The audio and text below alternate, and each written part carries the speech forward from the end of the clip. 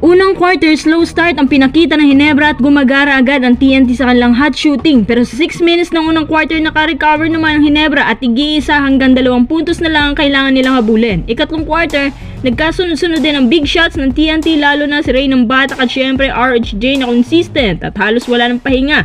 Gaya ni JB, lumalamang pa rin talaga ang TNT, pero sa dulo ng ikatlong quarter, biglang Ginebra na naman ang nakalamang up to 3 points.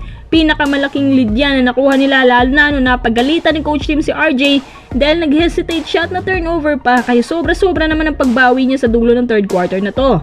Ika-4 na quarter, mas nagiging exciting pangalabanan dahil ni isa wala nagpapaawat. Lalong-lalo na sa dying minutes, hindi mo mawari kung sino mananalo. Halos pantay lang laging puntos, tsaka laging nakakabasket sila sa crucial. May sagutan talaga at ganda ng laban. Nag-overtime pa nga, diba? Pero sa dulo ng laban to, syempre, isa lang ang magwawagi. Sa overtime game natin, kitang-kita mo na, TNT pa rin ang nagwagi at haya na. Sa pangalawang beses nilang pagharap, hindi pa talaga nakaisa ang Ginebra. Kahit hindi ko na ipaliwanag, alam kong alam nyo na agad ang sagot kung isa kayo sa mga nanonood. Sa unang quarter pa lang ay hirap ng Ginebra.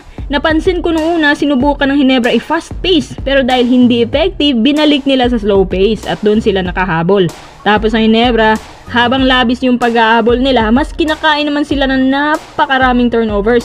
Tapos sa huling 13 seconds ng game, may turnover pa rin. Nabitawan ni Scottie ang bola at dahil nga dyan usap-usapan na mag-iiba na raw ng system ang Ginebra. Tapos may mga players umano na tatanggalin right after ng PBA Finals na yun. Sa palagay nyo, sino-sino kaya sila? Pinakauna po sa listahan na itong lagi kong binabanggit na si Maverick Ahanmisi. Alam nyo, tama itong sinabi ni Sir Snow Hindi na dapat kinuha ng Ginebra si Mav kasi may balak naman pala silang kunin si Holt. Yan ang ginawa ni Mav kagabi, puro turnover lang binigay. Pangalawa itong si Rafco. Alam sayang si Rafco, no? Mas mabuti pa nga siguro si Rafco yung pinalaro at hindi si Malonzo. Kasi si Malonzo kagabi halos wala naman nayambag. Si Ku, lumalabas na sana ang shooting niya, kaso nung pagbalik ni Malonzo, ligwak agad siya sa lineup. Pangatlo si Von Pesumal, isa pang wingman na hindi naman ginagamit, nakatambak lang dyan sa bench, shooter pa naman siya. Pang-apat, magugulat kayo at huwag kayo magagalit. RJ Obrientos, baka sabihin nyo, o bakit si RJ? May ambag naman siya. Hindi pa naman po ito sigurado kasi gusto siya ni Boss Al. Pero teka, matanong ko lang, kung meron kayong mga tatanggalin sa Ginebra, sino-sino sila at bakit?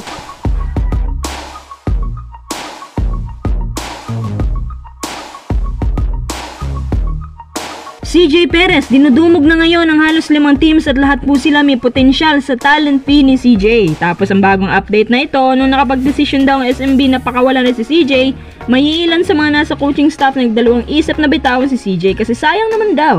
Ang laking issue pa naman ang hinarap ng SMB para lang makuha si CJ, tapos ngayon, ibibigay lang pala. Noong nalaman din nila na pinag-aagawan na si CJ sa labas na parang yung mga teams naging aso, nag-hold back bigla ang SMB at bawi uwak sa mga sinabi nila. Ano pa ang pag-aagawan kung hindi naman matutuloy? It's a prank lang. Sasabihin ko na agad sa inyo yung mga teams na nagkukumahog makuha si CJ Perez. Isipin nyo nga mga quiz na hindi pa nga na-finalize yung trade package na gagawin ng SMB at NP, may nag-aagawan na kaagad. Una sa listahan, magugulat kayo, Ginebra po ito. Alam nyo bakit? Naniniwala si Coach Tim na si CJ madaling maka-adapt kasi syempre Gilas player nila yan. Pamilyar na siya sa system ni Coach Tim. Yung 5 players dyan kasama si JB, kakambal na niya sa triangle offense. Kahit nga siguro wala nang ensayo, pwede mo na isalpak yan kaagad si CJ.